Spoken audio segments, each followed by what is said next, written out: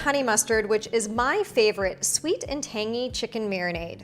To make this flavor, add 3 tablespoons of honey to a mixing bowl. And I should have done what I did on the last video, which was to coat the measuring spoon with a little bit of oil so that the honey just sort of plops out and doesn't do a long trickle.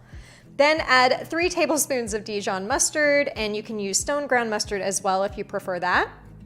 2 tablespoons of olive oil, which helps to thin out this thick marinade. And for a little acid, add 2 teaspoons of apple cider vinegar. To finish this one off, add 1 minced garlic clove, 1 teaspoon of kosher salt, and half a teaspoon of freshly ground black pepper. Whisk that all together until the honey and mustard are blended.